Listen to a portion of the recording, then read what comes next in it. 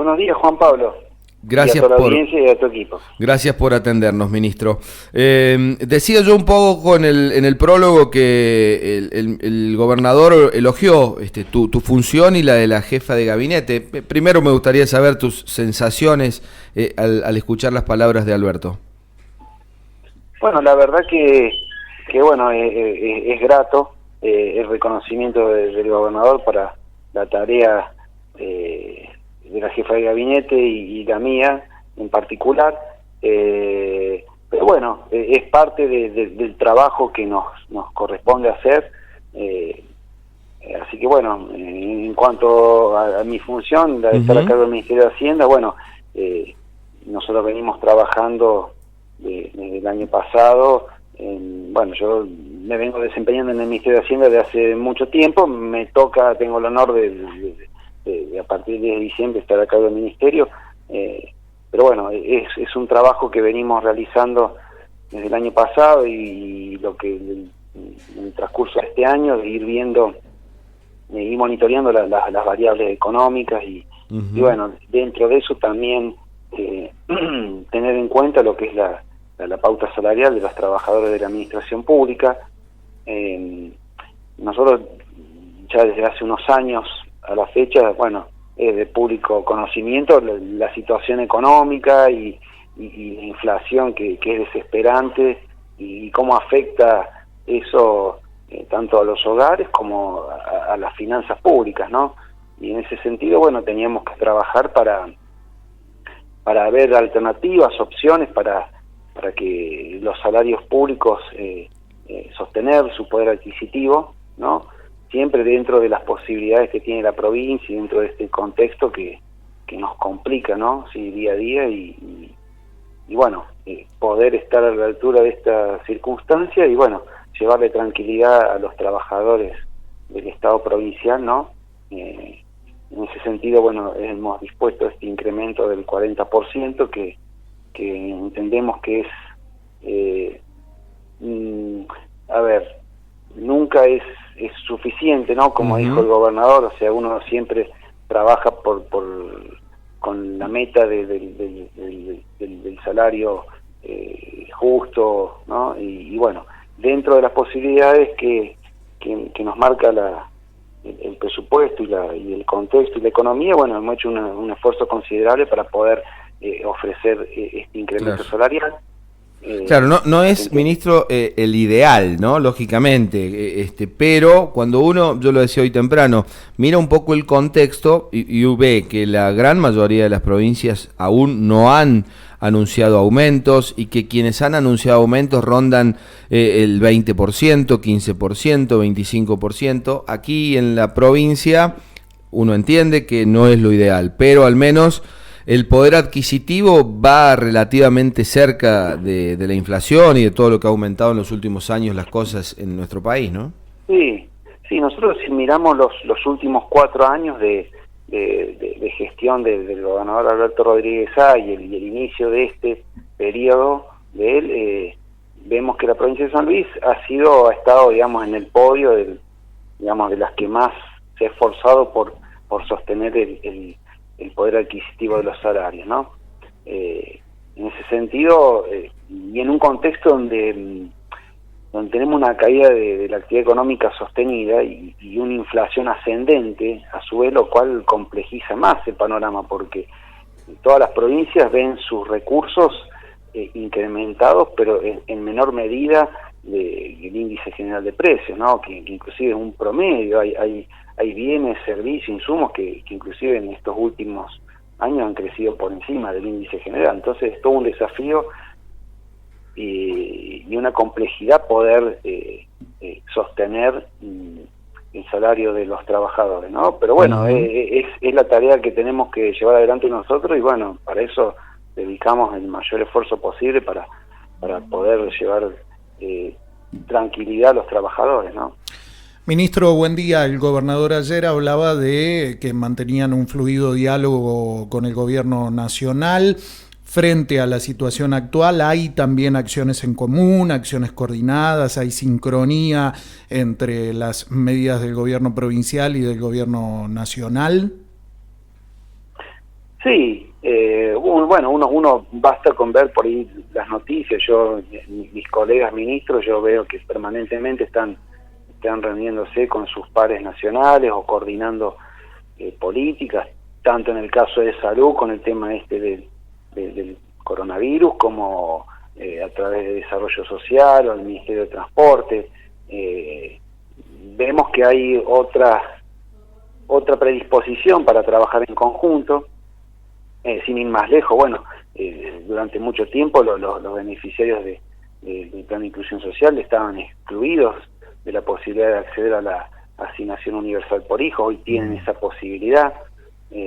Están trabajando con el tema de la tarjeta alimentaria también para que les pueda llegar a ellos y a otros sectores de la sociedad. La verdad que en ese sentido vemos que hay más posibilidad de trabajar en conjunto, con lo cual en momentos difíciles me parece que facilita las cosas, ¿no? Si bien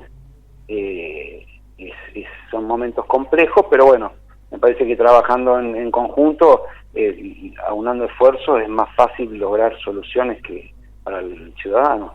Ministro, una de las consultas más recurrentes de los últimos tiempos tenía que ver con la famosa cláusula gatillo. ¿Cuáles son las cuestiones técnicas para explicar por qué no se ha aplicado el cláusula gatillo? Bueno, mire, nosotros el aumento salarial que dispusimos el año pasado, que fue el 40%, que fue significativo y dentro de las posibilidades, como así hicimos este año, fue un esfuerzo considerable para la provincia. Bueno, uno cuando lo compara con la realidad, con el índice de precios, bueno, no fue suficiente, ¿no? Uno quisiera siempre que con los aumentos salariales poder siempre ir equiparando y estando a la altura de esos indicadores.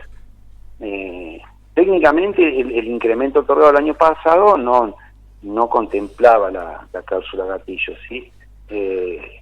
Sí, obviamente la intención nuestra del gobernador era siempre de poder estar a la altura de esos índices y poder equipararlos, pero bueno, no fue posible cerrar el año pasado equiparándonos al índice de precios. En ese sentido trabajamos este año para que el incremento que otorgáramos en marzo, que fuera en este caso de un 15%, tuviera un mayor impacto para poder compensar por ahí en cierta forma ese atraso, ¿no? Sin dejar de ver que en los últimos 4 años hemos tenido una política, digamos, de sostener el salario, yo creo que única, ¿no? Uno comparando con el resto de las provincias, por ahí vemos que San Luis ha dedicado más esfuerzo en ese sentido. Ministro, después, sí, complete, disculpe. No, bueno, y después los 5 tramos restantes, de un 5% cada uno en mayo, julio, septiembre, noviembre, bueno, tratan un poco de prever, de sostener el salario en el transcurso del año, ¿sí? Claro. Como bien vos decías, muchas de las provincias fijaron pautas del 16% de acá hasta julio.